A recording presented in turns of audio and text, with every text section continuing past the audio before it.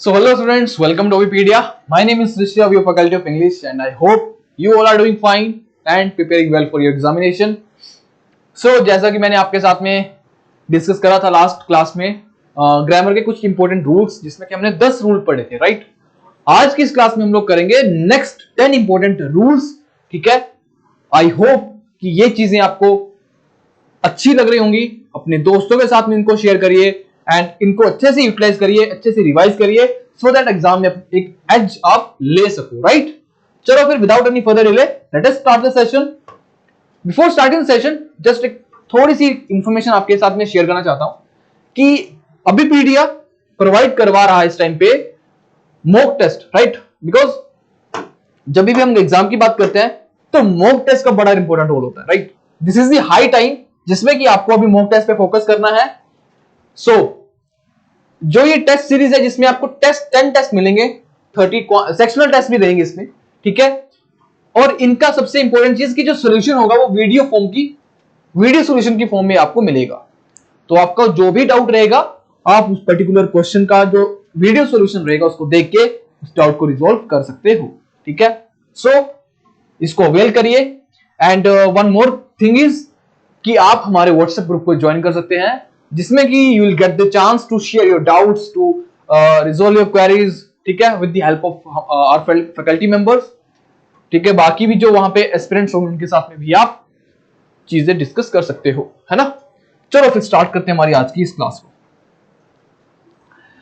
जैसा कि मैंने आपको बताया लास्ट क्लास में हमने 10 रूल पढ़े थे, ठीक है। इसमें हम नेक्स्ट 10 रूल्स पढ़ेंगे। रूल नंबर 11 क्या बोलता है, ठीक है, बोलता है आइदर या फिर नाइदर। ये हमेशा यूज होते हैं इन रिलेशन टू 2 और मोर पर्संस, ठीक है। मतलब कि जैसे आइदर है, मैंने आपको लास्ट क्लास में ही बताया था कि आइदर और नाइदर को हम लोग 2 पर्संस के लिए यूज करते हैं, ठीक है। 2 पर्संस के लिए यूज करते हैं। अब ये जो आइदर है और नाइदर, ये मैंने आपको बताया था पॉजिटिव केस में यूज होता है, ये नेगेटिव केस में यूज होता है। बट मान लो अगर 2 पर्सन से ज्यादा, अगर यहां पे मोर देन टू पर्सन अगर आ जाते हैं तो हम कैसे उनको डील करेंगे। उसके लिए हमारे पास क्या है, एनी और नन। आइदर हमारा पॉजिटिव केस है तो उसको रिप्लेस करता है एनी, ये हमारा नेगेटिव केस है, इसको रिप्लेस करता है नन। अगर मुझे कुछ बोलना हो, मैं बोलूं आइदर राम और श्याम, ठीक है, आइदर राम और श्याम, एक मिनट ऐसे लिखता हूं उसको, आइदर राम और Shyam is guilty, right. Either Ram और श्याम इज गिल्टी। तो मुझे इसको मान लो अगर ज्यादा बच्चे हैं यहां पे, ठीक है, तो मैं ऐसे बोलूंगा एनी वन ऑफ देम, आगे क्या आएगा, any one of them is guilty, any one of them is guilty, कि इनमें से कोई भी गिल्टी हो सकता है, ठीक है। अब एनी का यूज तो हम करेंगे पॉजिटिव केस के लिए, बट अगर मुझे बोलना होगा नन, तो बोलूंगा none of them is guilty, उनमें से कोई भी गिल्टी नहीं है, none of them is guilty. अगर मुझे पूरी क्लास को रिप्रेजेंट करना होगा तो मैं नन से करूंगा, ठीक है। सेम एनी के लिए भी कुछ एग्जांपल्स देखिए, आपको ज्यादा क्लैरिटी आएगी। मैंने बोला either of the 2 girls can pay for it, either of the 2 girls. अब ये चीज को भी समझो, आइदर ऑफ हो, नाइदर ऑफ हो, एनी ऑफ हो, नन ऑफ हो। इसको लिख देता हूं, either of, neither of, any of, none of. इनके साथ में जो आपका नाउन आएगा वो ऑलवेज एंड ऑलवेज प्लूरल होगा। नाउन हमेशा प्लूरल आएगा, ठीक है, और वर्ब आपकी सिंगुलर आएगी।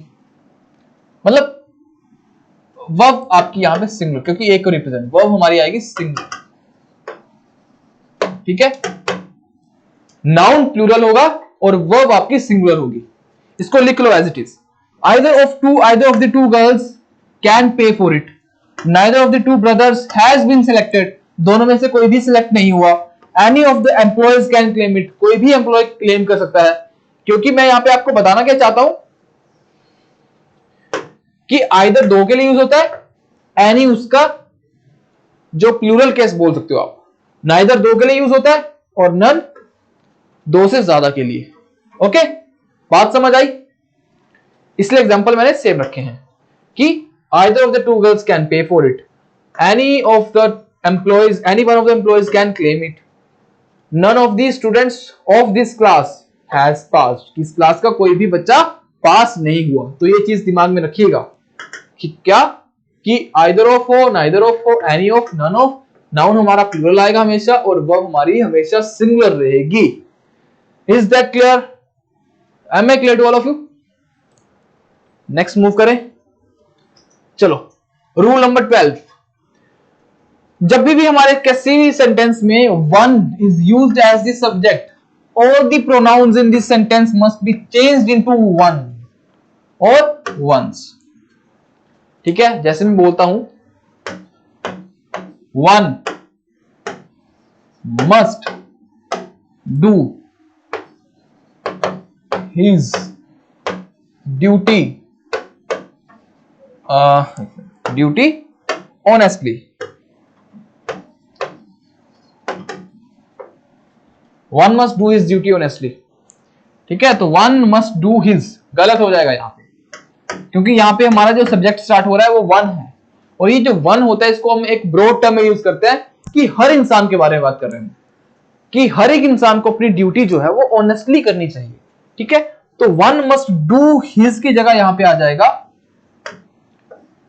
हिज की जगह पे यहां पे क्या आ जाएगा, one must do one's duty honestly. तो जो इसका प्रोनाउन आएगा यहां पे वो वन से रिप्लेस कर देगा इसको। बात समझ में आई क्या? वन से रिप्लेस कर सकेगा। ठीक है, नोट वन, हिम नहीं आएगा, हिज नहीं आएगा, कुछ भी नहीं आएगा ऐसा। ठीक है, बात समझ आई? फिर आता है हमारा वन शुड डू, वही बात, one should do one's duty, one should keep one's promise. ठीक है, one must finish one's task in time. तो हमेशा इसके साथ में ये आएगा, और यहां पे भी एरर आता है क्वेश्चन। ठीक है, आपको अच्छे से पढ़ना है, कभी भी एरर सोल्व करते हो try to do one thing कि उसको अच्छे से पहले पढ़ लो, उसको देखो, उसके स्टेप बाय स्टेप उसको बाइफिकेट करो, फिर उसका देखो कि हाँ, कि मान लो ये ए पार्ट है, ये बी पार्ट है, ये सी पार्ट है और ये डी।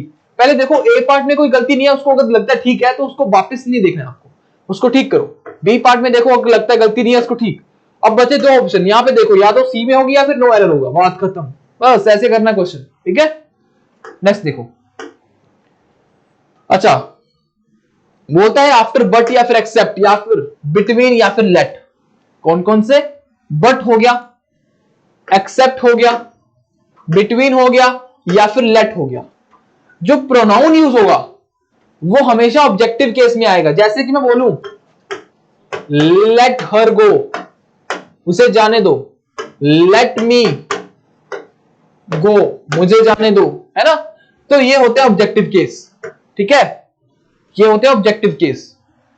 तो जब भी हम बात करेंगे कुछ ऐसे सेंटेंसेस जहां पे बट, एक्सेप्ट, ठीक है, बिटवीन, लेट, अगर इनसे सेंटेंस आपका स्टार्ट होता है, ठीक है, तो आपका जो इसके बाद प्रोनाउन आएगा वो ऑब्जेक्टिव केस में आएगा। ठीक है, और सच एज के बाद में सब्जेक्टिव केस में आएगा, जैसे आई।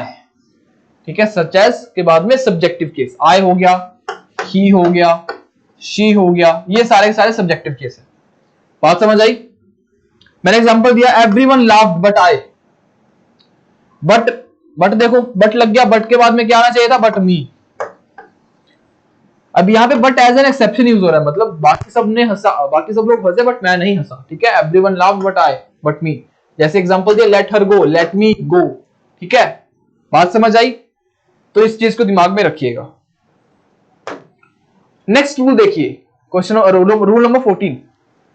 रूल नंबर 14 क्या बोलता है हमारा? बोलता है one of always takes a plural noun after it. Simple है बट उतना ही इंपॉर्टेंट है। ठीक है, okay, one of always takes a plural noun after it. Example दूं, मैं बोलता हूं जैसे चलो इसको दो, it is one of the important day. चलो ये इजी है, मैं बोलता हूं Sachin Tendulkar, Sachin Tendulkar is one of the players, ठीक है। अब सचिन उन प्लेयर्स में से is one of the players, ठीक है, उन प्लेयर्स में से एक है। तो मैं यही चीज बता रहा हूं कि वन ऑफ अगर आ जाता है उसके बाद में हमारा जो नाउन आएगा वो प्लूरल आएगा, ठीक है, नाउन आपका प्लूरल आएगा। वन ऑफ द प्लेयर्स उन प्लेयर्स में से एक है, हु, आप मुझे यहां पे बताओ, हु हैज आएगा, हैव आएगा, हु हैव अचीव्ड, एक मिनट,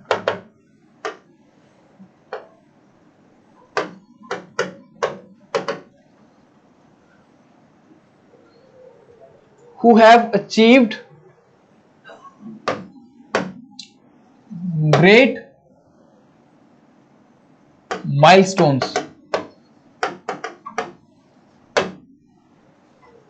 ठीक है, बताओ मुझे इसका क्या आएगा।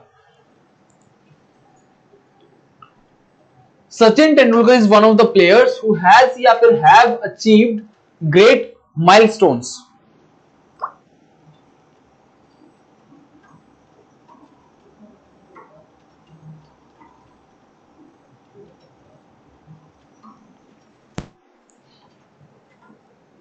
ठीक है, बताओ जरा।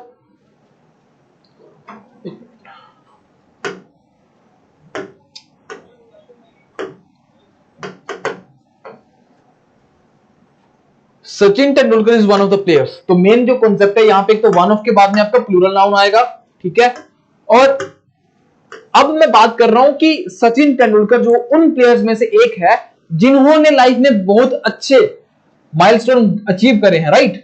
तो यहां पे आएगा one of the players who have achieved, उन प्लेयर्स में से एक है जिन्होंने, ठीक है। यहां पे अब जब मैंने रिफ्लेक्सिव प्रोनाउन लगा दिया ना, यहां पे सॉरी, यहां पे ये हु लगा दिया, हु क्या है, प्रोनाउन की कैटेगरी में आता है। कौन सा प्रोनाउन आएगा यहाँ पे, हु हो गया, ये विच हो गया, बताएंगे।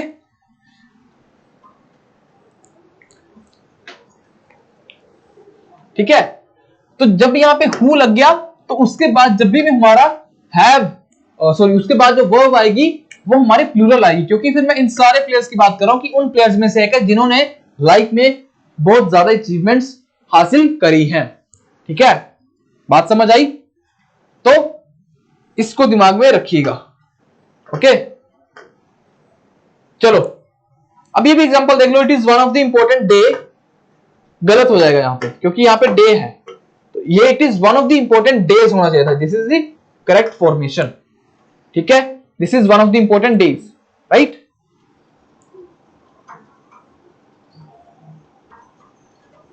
Just a moment.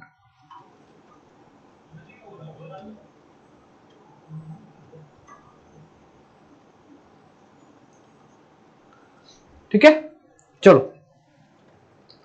ओके, तो इस चीज को दिमाग में रखिएगा। नेक्स्ट रूल हमारा है स्कैर्सली और हार्डली के लिए, बड़े ज्यादा इंपॉर्टेंट रूल है स्कैर्सली और हार्डली। ठीक है, राइट। और याद रखिए स्कैर्सली और हार्डली हमेशा अपने साथ में क्या लेंगे, व्हेन। और नो सूनर अपने साथ में क्या लेता है हमेशा, नो सूनर अपने साथ में हमेशा लेता है देन, राइट। स्कैर्सली और हार्डली हमेशा व्हेन लेता है। डायरेक्ट क्वेश्चन आ जाता है इस पे, डायरेक्ट क्वेश्चन। ठीक है, स्कैर्सली और हार्डली अपने साथ में व्हेन लेता है, नो सूनर अपने साथ में देन लेता है। ठीक है, और एक देन ये भी होता है, एक ये वाला देन, इसका मतलब होता है तब। एक ये देन होता है जिसका मतलब होता है कंपेयर करना किसी चीज को। ठीक है, दो चीजों के बीच में कंपैरिजन। मैंने लिखा I had scarcely entered the room when the phone rang. I had scarcely entered the room. अब इस चीज का भी दिमाग में ध्यान रखिएगा। ये scarcely हो गया, hardly हो गया, no sooner, ये सारे के सारे हमारे हैं एडवर्ब। और जब भी हमारा सेंटेंस किसी एडवर्ब से स्टार्ट होगा तो हम उसके बाद यूज करेंगे इन्वर्जन। इन्वर्जन क्या होता है उसको भी समझ लो। इन्वर्जन होता है हमारा जब भी हम वर्ब को पहले यूज करते हैं, सब्जेक्ट को बाद में यूज करते हैं, उसको बोलते हैं इन्वर्जन। ठीक है, इसमें वर्ब आपकी पहले आ जाएगी, सब्जेक्ट आपका बाद में आएगा, that is called inversion. Right, तो स्कैर्सली हो गया, हार्डली हो गया, इसके बाद में लगता है व्हेन। पहली बात तो ये, मतलब व्हेन के ये जो पेयर है कुछ, आइदर के साथ और, नाइदर के साथ नोर, नो सूनर के साथ में देन, स्कैर्सली के साथ में व्हेन, हार्डली के साथ में व्हेन। अगर सेंटेंस हमारा हार्डली, स्कैर्सली, नो सूनर से स्टार्ट होता है तो हम हमेशा यूज करते हैं inversion. Is that clear? Inversion समझ आ गया क्या होता है? अब इस सेंटेंस को समझो। अब यहां पे मैंने स्कैर्सली का यूज तो करा है, बट स्कैर्सली से सेंटेंस स्टार्ट नहीं हो रहा, इसलिए मैंने इसको इन्वर्जन की फॉर्म में नहीं लिखा है। मैंने लिखा I had scarcely entered the room when the phone wrong. ठीक है, इसको समझो। अभी अगर मुझे इसको ऐसे लिखना हो, scarcely had I entered the room when phone rang। तो एक चीज दिमाग में ये भी रखिए कि when से पहले वाला पार्ट आपका आएगा परफेक्ट में, मतलब कौन से? पास्ट परफेक्ट में। उसके बाद वाला जो पार्ट आएगा वो आएगा सिंपल पास्ट में। ये चीज भी आपके दिमाग में अच्छे से फिट हो जानी चाहिए। अब यहां पे मैंने स्कैर्सली से सेंटेंस स्टार्ट करा, इसलिए मुझे यहां पे इन्वर्जन यूज करना पड़ा। वर्ब पहले, सब्जेक्ट बाद में। ठीक है, ये हेल्पिंग वर्ब है, ये सब्जेक्ट है, ये मेन वर्ब है। ठीक है, बात समझ आई? इसको बोलते हैं इन्वर्जन। ये पूरी चीज है, दैट इज कॉल्ड इन्वर्जन। इसको मैं चाहे ऐसे लिखूं या फिर ऐसे लिखूं, दोनों के दोनों बिल्कुल 100% करेक्ट है। ठीक है, बात समझ आई? जब मैं नॉर्मली सब्जेक्ट से स्टार्ट करूंगा तो फिर मुझे कुछ इन्वर्जन यूज नहीं करना है, मुझे उसको एज इट इज यूज करना है, एज इट इज लिखना है, जैसे नॉर्मल सेंटेंसेस को हम लिखते हैं। और जब भी मुझे जरूरत पड़ती है या आपको एग्जाम में दिखता है कि स्कैर्सली हो गया या हार्डली हो गया या नोट सूनर हो गया, राइट, इससे हमारा अगर सेंटेंस स्टार्ट होता है तो आपको इन्वर्जन का यूज करना पड़ेगा।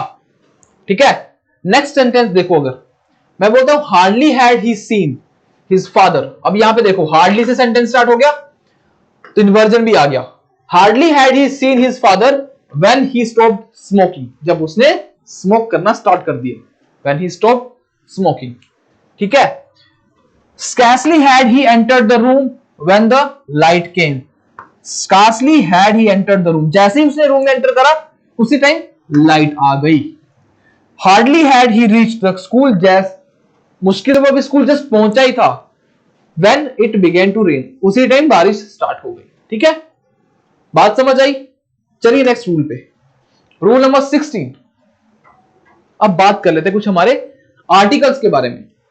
ठीक है, आर्टिकल दो टाइप के होते हैं, डेफिनेट आर्टिकल और इनडेफिनेट आर्टिकल, है ना। डेफिनेट में हमारा आ जाता है सिर्फ द, इनडेफिनेट में हमारा ए और एन। एन हमारा कब लगता है? जब हमें साउंड मिलेगा, कौन सा? Vowel sound. वोवल साउंड को पकड़ना कैसे होता है वो देख लो, उसको अ आ ई, ठीक है, छोटा ऊ बड़ा ऊ, ठीक है, ए हो गया, बड़ी ए हो गया, और ओ औ। ठीक है, ये चीजें कोई नहीं बताता। अगर ये वाला साउंड आ रहा है इट मींस वो हमारा वोवल की कैटेगरी में आएगा और वोवल साउंड लगेगा वहां के, तो उसके लिए हमें एन का यूज करना पड़ेगा। ठीक है, द हमें डेफिनेट चीजों के बारे में बताता है। ठीक है, और ये इनडेफिनेट चीजों के बारे में बताते हैं। अब ये देखो कि यहां पे यूज कैसे करेंगे इनको, इसको मैं रेज कर रहा हूं। मैं बोलता हूं indefinite articles are also use before adjectives like little और जैसे, अब इसको समझो लिटिल और फ्यू को, लिटिल और फ्यू। लिटिल को यूज करते हैं हम क्वांटिटी के लिए। ठीक है, इसको लिखता हूं यहां पे क्वांटिटी के लिए, और इसका यूज होता है नंबर के लिए।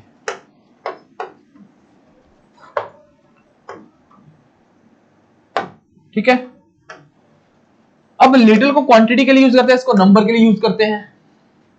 अब तीन चीजें होती हैं, एक आता है हमारा अ लिटिल, एक हमारा ठीक है, एक हमारा सिंपल लिटिल आता है, सिंपल लिटिल, एक अ लिटिल, और एक आता है हमारा द लिटिल। सेम एक हमारा फ्यू आता है, एक होता है अ फ्यू, एक होता है हमारा द फ्यू। ओके, अब डिफरेंस देखो क्या है। एक तो पहला कि इन दोनों में डिफरेंस, जहां भी नंबर्स की बात होगी वहां मैं फ्यू का यूज करूंगा, जहां भी क्वांटिटी की बात होगी वहां मैं लिटिल का यूज करूंगा, मतलब लिटिल या अ लिटिल या द लिटिल। अब इन तीनों को देखो कि मैं इन तीनों में क्या डिफरेंस है। देखो लिटिल जो है वो ना के बराबर है, वो नेगेटिव, लिटिल या फ्यू ये नेगेटिव, ये दोनों के दोनों नेगेटिव होते हैं, बिल्कुल ना के बराबर। मैं बोलूं अगर आई हैव फ्यू फ्रेंड्स, मतलब मेरे ना के बराबर दोस्त है, हो सकता है एक भी दोस्त नहीं, right. I have few friends मतलब मेरे ना के बराबर दोस्त हैं, ठीक है। और अ लिटिल का मतलब है कि कुछ पॉजिटिव वे में, ठीक है। आई have a few friends, I have a few friends, मेरे पास थोड़े दोस्त हैं, राइट, उतने नहीं बट थोड़े, है ना।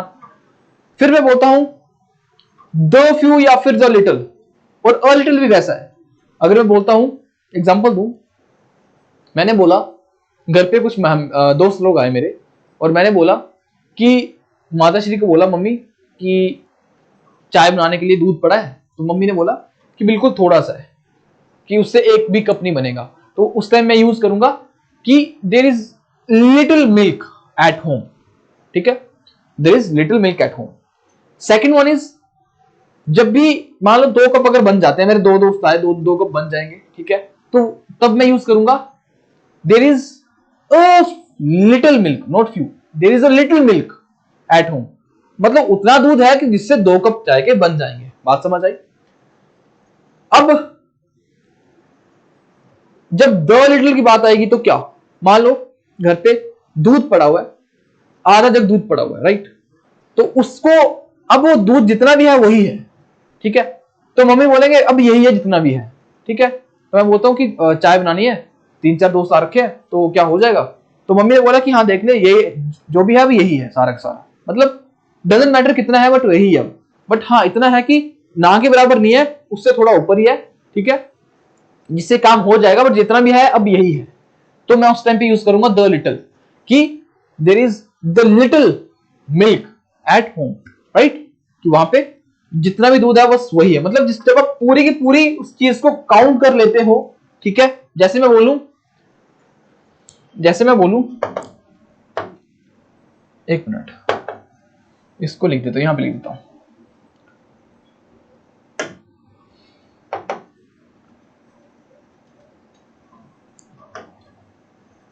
जैसे मैं बोलूं the few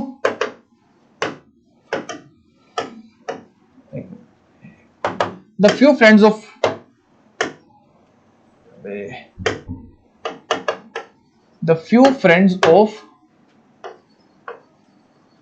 Rohan came to meet me, right, कि रोहन के द फ्यू मतलब जितने भी दोस्त थे उसके, चाहे 7 हो 10 हो doesn't matter, the few friends of Rohan came to meet me, जितने भी दोस्त थे उसके वो मुझे मिलने चले आए, तो मैं वहां पे बोलूंगा द फ्यू फ्रेंड्स, जितने भी दोस्त थे वो सारे के सारे उसमें आ जाएंगे। ये डिफरेंस होता है, little negative, a little positive, the little जितना भी है उतना, ठीक है। सेम फ्यू नंबर के लिए, अ फ्यू थोड़ा उससे ज्यादा, फ्यू नेगेटिव, द फ्यू जितना भी है उतना, ठीक है। अब इसको समझो, मैंने बोला I have little money to buy a house, इसको मैं रेज कर रहा हूं, मैंने बोला I have little money to buy a house. अब लिटिल मनी का मतलब मैंने आपको बताया नेगेटिव होता है, तो यहां पे आप इसको या तो अ लिटिल से भी रिप्लेस कर सकते हो, ठीक है, यहां पे मोस्टली अ लिटिल आएगा, क्योंकि मेरे पास इतना पैसा तो है कि मैं मकान खरीद सकता हूं, a little, I have a little money to buy a house, ठीक है। There are few boys in the class, अरे फ्यू ना के बराबर, नेगेटिव थोड़ी होगा, there are a few boys in the class, ठीक है। जैसे मैं बोलूं नीचे, I met a few students of the university, अब यहां पे देखो I met a few students of the university, अब यहाँ पे आपको अ few students of the university, तो यहाँ पे आएगा कि द फ्यू, क्यों? क्योंकि जितने भी स्टूडेंट्स यूनिवर्सिटी के आप उन सबसे मिले, तो इसको रिप्लेस कर दोगे आप द फ्यू से। I met the few students of the university, जितने भी स्टूडेंट थे यहां पे यूनिवर्सिटी पे आप उन सबसे मिले। Is that clear? बात समझ आ रही है क्या? चलो नेक्स्ट रूल देखिए फिर। रूल नंबर 17, द का यूज कब होगा? पीछे हमने पढ़ा इंडेफिनिट आर्टिकल्स का यूज, अब यहां पे देखो डेफिनेट आर्टिकल का यूज। द का यूज कहां कहां करेंगे हम लोग? एक तो हमारा द का यूज होता है ओशियंस और सी, जैसे the Pacific Ocean, the Black Sea, the Arabian Sea, ठीक है, लिखते हैं ना हम अरेबियन सी, ठीक है। वैसे ही फिर हम रिवर्स की बात करते हैं, रिवर्स के नाम से पहले भी द का यूज होता है, द गंगा, द नाइल,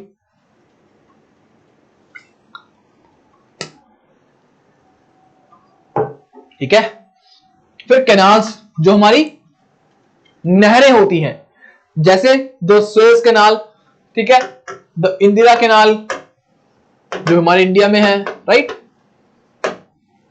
फिर डेजर्ट्स के नाम से पहले भी हम द का यूज करते हैं, द सहारा, द गोबी, ठीक है, द थार डेजर्ट, है ना, तो इनके नाम से पहले भी द का यूज होता है। फिर हमारा ग्रुप ऑफ आइलैंड, जैसे कि द वेस्ट इंडीज, ठीक है, right, a group of island के नाम से पहले भी द का यूज करते हैं। माउंटेन की रेंजेस, इसको समझना जरा अच्छे से, मैं यहां पे बात कर रहा हूं माउंटेन की रेंजेस से। माउंटेन रेंजेस, नॉट माउंटेन के name. There is difference between ranges. जैसे हिमालयस की बात करूं, हिमालयस एक रेंज है जिसमें कि अलग अलग माउंटेन्स हैं, तो इसीलिए इसके साथ में द का यूज होगा। बट एक नाम की बात करूं, जैसे माउंट एवरेस्ट, अगर मैं इसको लिखूं the mount Everest, the mount Everest is the highest peak, ठीक है, of in the world, right. तो ये गलत हो जाएगा, क्योंकि यहां पे मैं माउंट एवरेस्ट की बात कर रहा हूं और माउंट एवरेस्ट एक सिंगल पीक है, कोई माउंटेन रेंज नहीं है ये, क्योंकि माउंट एवरेस्ट हिमालयस का पार्ट है, राइट, इसलिए यहां पे द का यूज नहीं होगा, ये गलत हो जाएगा, ठीक है। यहां पे द का यूज गलत हो जाएगा, यहां पे लिखूंगा mount Everest is the highest peak. अच्छा, एक और चीज, जब भी हम सुपरलेटिव डिग्री की बात करेंगे, सुपरलेटिव डिग्री की बात करेंगे जब भी, तब भी हम लोग द का यूज करेंगे, ठीक है। सुपरलेटिव डिग्री जैसे गुड, बेटर, बेस्ट, तो गुड हमारा पॉजिटिव डिग्री है, बेटर हमारा कंपैरेटिव डिग्री है, और बेस्ट हमारा सुपरलेटिव डिग्री है।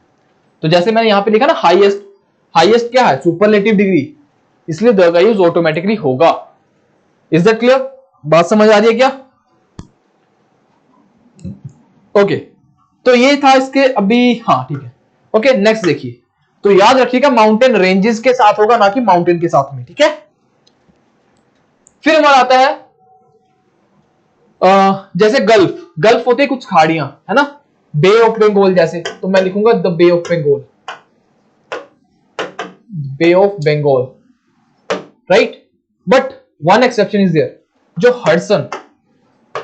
हडसन बे है उसके साथ में द का यूज नहीं होता, लिखा भी रहेगा, है ना, हाँ, ये इसको नॉर्मल ऐसे लिखते हैं हडसन बे, हडसन बे के साथ में द का यूज नहीं होता, दिस इज एक्सेप्शन, याद रखिएगा। Name of dictionary directions, the east, the west, the north, the south, है ना। पॉलिटिकल पार्टीज के नाम के साथ भी द का यूज होता है, ठीक है, द बीजेपी, द कांग्रेस, है ना। ओके, नेक्स्ट रूल देखिए, रूल नंबर 18। रूल नंबर 18 क्या बोलता है कि देयर आर सर्टेन एक्सप्रेशंस, जैसे कि हमारे पास ये है, it's time, it's high time, it is about time. ये इनको अच्छे से समझ लेना, मैं लिखता हूं इट्स हाई टाइम, ठीक है, इट्स हाई टाइम, जैसे it's high time she came to meet his father. जब भी इट्स हाई टाइम आएगा तो इसके बाद में हमेशा सिंपल पास्ट टेंस ही आएगा, सिंपल पास्ट टेंस ही आएगा इसके बाद हमेशा हमेशा। It's high time, it's time हो गया, इट्स हाई टाइम हो गया, या फिर इट इज अबाउट टाइम, इसके बाद हमेशा सिंपल पास्ट आएगा, कोई दो राय नहीं है इसमें। एक एग्जांपल मैंने ये दिया, एक एग्जांपल है it is high time she left for the bus stop. ठीक है, ओके। नेक्स्ट देखो फिर रूल नंबर 19, बोले two qualities of same person या फिर thing are compared, the comparative degree is made not by using ER but by using more. Example देखो, जैसे हम लोग मोस्टली क्या करते हैं, जब भी कंपैरिजन करते हैं तो देन, ठीक है, देन लगा के करते हैं। ठीक है, कुछ सर्टेन केसेस है जहां पे हम लोग टू से भी कंपैरिजन करते हैं, बट जब भी हम लोग बात करेंगे सेम पर्सन की या थिंग की, उसी इंसान की कुछ क्वालिटीज को कंपेयर किया जा रहा है उसी की क्वालिटीज के साथ में, तो वहां पे हम लोग क्या करेंगे, वहां पे हम लोग ऐसे लिखेंगे कि मैंने बोला he is smarter then handsome, तो गलत हो जाएगा ये। अब यहां पे कैसे कंपेयर करेंगे वो समझो। मैं यहां पे लिखूंगा, जैसे यहां पे लिखा he is smarter then handsome, तो इसको गलत हो जाएगा क्योंकि हम सेम पर्सन की दो क्वालिटीज को कंपेयर कर रहे हैं, तो उसको यूज करेंगे हम लोग मोर के साथ में। मैं बोलूंगा he is more smart, note अब स्मार्टर नहीं लगाना, ठीक है, मोर स्मार्टर मत कर देना, he is more smart than handsome. बात समझ आई क्या? जब भी हम सेम पर्सन या किसी सेम चीज की दो क्वालिटीज को कंपेयर करेंगे तो उसमें हम लोग मोर को लगा के उन क्वालिटीज को कंपेयर करेंगे। Is it clear? एग्जांपल देख लो, she is smarter than her sister. यहां पे ठीक है, यहां पे मैं उसकी स्मार्टनेस को, यहां पे भी थोड़ा सा गड़बड़ ये है, हाँ वैसे ठीक भी है कि she is smarter than her sister, ठीक है, चल जाएगा ये, ठीक है, क्योंकि वो अपनी सिस्टर से स्मार्ट है, तो यहां पे तो कोई दिक्कत नहीं है। बट यहां पे देखो, she is smarter then beautiful, वो उसकी दो क्वालिटीज, एक ब्यूटीफुल एक स्मार्टर, तो यहां पे होगा she is more smart than beautiful. Is that clear? बात समझ आई? नेक्स्ट रूल देखिए, रूल नंबर 20, काफी इंपॉर्टेंट रूल है ये, ठीक है। जब भी हम लोग सपोजिशनल सेंटेंसेस की बात करेंगे, जैसे कि आई विश, ही या फिर she wishes, right, as if, as though, जब भी ये सेंटेंस में आ जाएंगे, जब भी ये सेंटेंस में आ जाएंगे, हम क्या करेंगे, सिंपल पास्ट का यूज करेंगे इसके बाद। जैसे मैंने लिखा, मैं बोलता हूं I wish I were a prime minister, तो आप सोचो कि आई तो सिंगुलर है, तो उसके साथ वॉज लगा दो, बट गलत हो जाएगा। जैसे मैं बोलता हूं ही wishes he were a bird, आप जब पढ़ोगे इसको तो सोचोगे ये तो गलत है, बट यार वो इमेजिन कर रहा है, इमेजिन दैट थिंग। वो जब भी हम कोई चीज को इमेजिन करेंगे जो कि पॉसिबल नहीं है, तब हम उसको पास्ट, सिंपल पास्ट टेंस में रखेंगे, ठीक है। आई विश, ही और she wishes, as if, as though, तो उसके बाद में हम लोग वर का यूज करेंगे फिर, सिंपल पास्ट, राइट। जैसे यहां लिखा है I wish I were a doctor, ठीक है। If she were a bird, अगर वो चिड़िया होती, शी वुड फ्लाई, तो यहां पे ये मत सोचो कि शी वॉज आएगा, यहां पे गलत हो जाएगा, वो इमेजिन कर दिया, अगर वो चिड़िया होती तो वो उड़ जाती। If she were a bird she would fly. और ये कंडीशनल सेंटेंस है, बताना कौन सा कंडीशनल सेंटेंस है ये, बताना मुझे, ओके। चलिए, सो ये थी हमारी आज की क्लास। आई होप आप इसको पसंद करेंगे, अपने दोस्तों में इसको शेयर करिएगा, इनका अच्छे से फायदा उठाइए, ठीक है, नोट्स को मेंटेन करिए, and definitely you will get the edge in your examination, ठीक है। मिलते हैं अगले सेशन में, till then take care and bye bye, thank you very much. इसी तरह पढ़ते रहिए, हंसते रहिए, मुस्कुराते रहिए, ठीक है। जय हिंद, जय भारत।